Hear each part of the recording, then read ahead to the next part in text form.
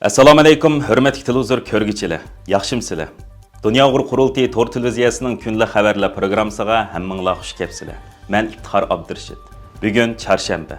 Hurmatli ko'ruvchilar, tövəndə diqqətinizlər kunlik xabarlar programmamızın təfsilatı bo'lsin. Sharq Turkistonga ko'chish va mablag' selishni boy bo'lishning fursati bilib qirg'inchilik sherik bo'lgan Xitoy ko'chmanlarining boy bo'lish tushi ko'pikka aylanmoqda. Tajovuzchi Xitoy davlati yillardan beri Xitoy ko'chmanlarini Sharq Turkistonga kelib yerlashsa, uy, yer, naqd pul, bojdan kechirim qilish, alohida e'tibor berish qatorliq yordamlar orqali Xitoy xalqiga Sharq Turkistonga ko'chishni boy bo'lishning fursati sifatida tashviq qilish bilan Xitoyning Sichuan, Henan, Hunan, Gansuni asos qilgan Namrat rayonlaridagi Xitoy xalqini Sharq Turkistonga istiqiylik va davlatning yetaklishida ko'chirib kelgan bo'lsa, Xitoyning dengiz bo'yi va boshqa rayonlardagi tijoratchilarni Sharq Turkistonga mablag' solsa, bojdan kechirim qilish, davlat yordami berish, o'simsiz qarz berish, korxona va ish yerlariga bekorlik yer joy bilan ta'minlash qatorliq siyosatlarni yo'l qo'yib, Xitoy hukumatining ishlagan irqiy qirg'inchilik jinoyati va Sharq Turkistonni bulang-talang qilish, konvoyliklarni qalaymaqon echish, plansiz qurilish qilish, Uyg'ur xalqini majburiy Xitoy korxonalarga majburiy emgak tutib berish orqali Xitoy xalqini sherik qilish sababli Sharq Turkistonga ko'chish va mablag' selishni boy bo'lishning fursati bilgan va qirg'inchilik sherik bo'lgan Xitoy ko'chmanlarining boy bo'lish tushi ko'pikka aylanmoqda.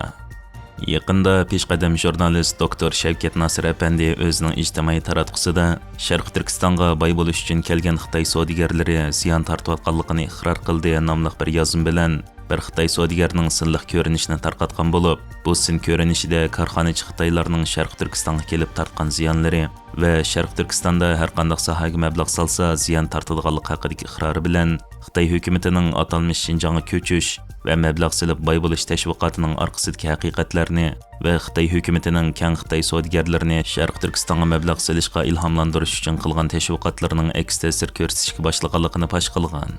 Mazkur sin ko'rinishda Sharq Turkistonga mablag' silish uchun kelgan laqami Longi bo'lgan bir Xitoy savdogar o'zining ijtimoiy taratqususida o'zining atalmish Xinjiangga mablag' silishning orqasidagi haqiqatlarni dadillik bilan o'rtoqlashgan.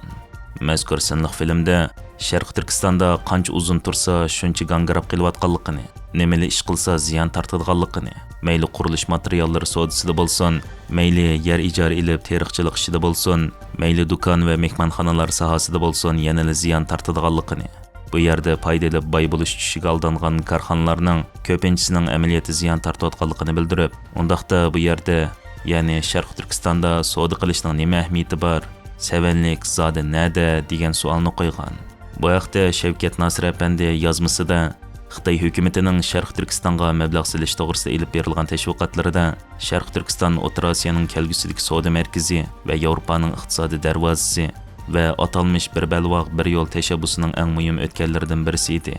Lekin atalmish bir balvoq bir yo'l tashabbusining bir sherin tush ekanligi o'tirg'i chiqqandan keyin Xitoy savdogarlari bu tashabbusning bir xiyoldan iborat ekanligini tushunib yetgan deganlarni o'tirib qo'ygan. Hayotini xalqining kulkisiga beg'ishlagan artist, Uyg'ur xalqining suyimli qizi Rayhongul Maxbarova vafot bo'ldi.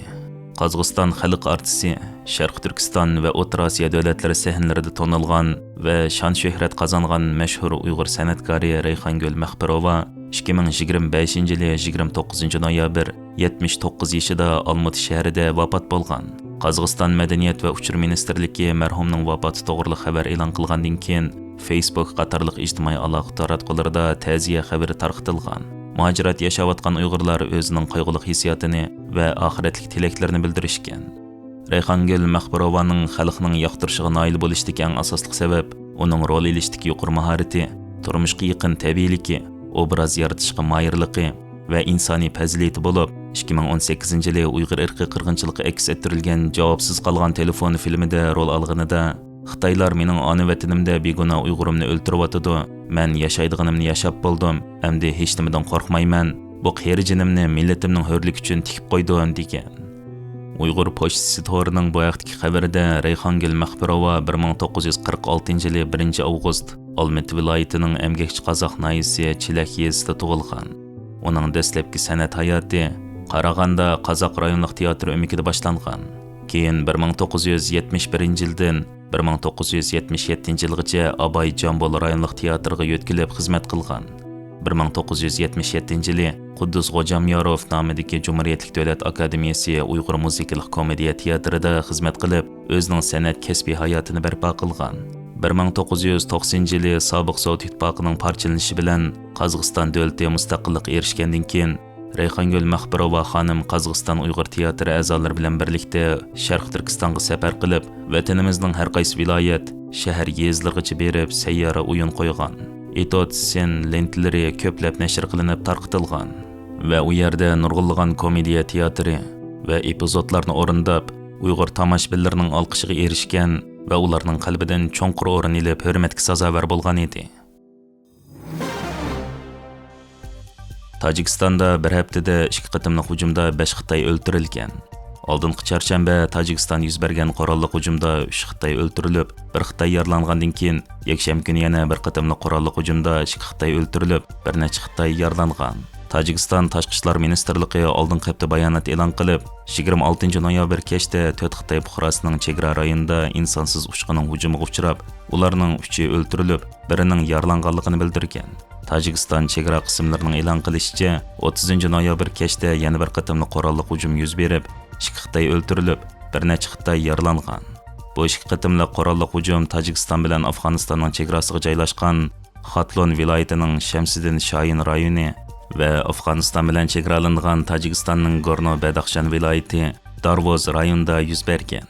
Çarşamba kundagi qurolli hujumning nishoni bo'lsa Xitoy igdorchiligidagi Shoyin shirkati ekanligi va bu hujumda o'lgan, yaralangan Xitoy fuqarolari bo'lsa bu shirkatning xizmatchilari ekanligi ma'lum bo'lgan.